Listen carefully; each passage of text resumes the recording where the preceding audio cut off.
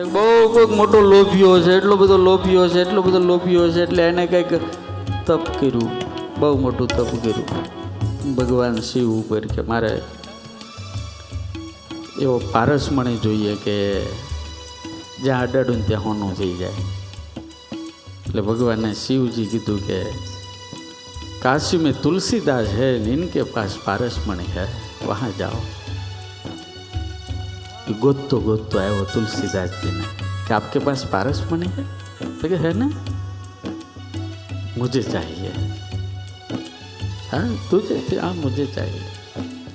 એટલે તુલસીદાસજી કીધું બોલી ઝૂંપડી છે ને એની બાજુમાં જો ઓલો ભંગાર પીડ્યો છે ને બધો કચરો, એની અંદર છે ઓલી ઘંટીના ઓલા લઈ લેજા. પારસમણી એમ કે હા લઈ લે. લઈને હાલતો થયો.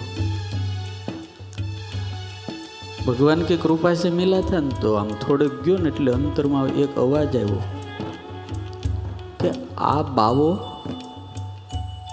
જેની માટે આટલા વર્ષ મેં તપ કર્યું એ બાવાને પારસમણીની કોઈ કિંમત નથી, તો પારસમણી કરતાં કંઈક વધારે મહત્વનું એની પાસે હશે તો જ નહીં વેલ્યુ હોય ને.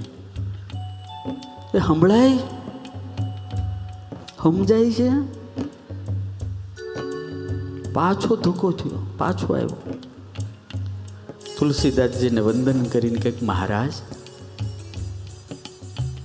आपको इस पारसमणि का कोई मूल्य ही नहीं है. तुलसीदास जी ने कहा कि वो तो मेरे लिए पत्थर है, मुझे इनका मूल्य भी नहीं है, वैल्यू भी नहीं है और ज़रूरत भी नहीं है. तो इससे बड़ा कीमती कुछ आपके पास है?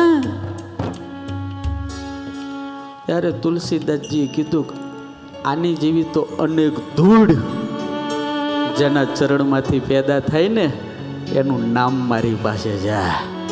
देखो क्या है, बैठ जा, आंख बंद कर दे और गंगा के किनारे पर राम का नाम शुरू कर दे, देख क्या चमत्कार होता है.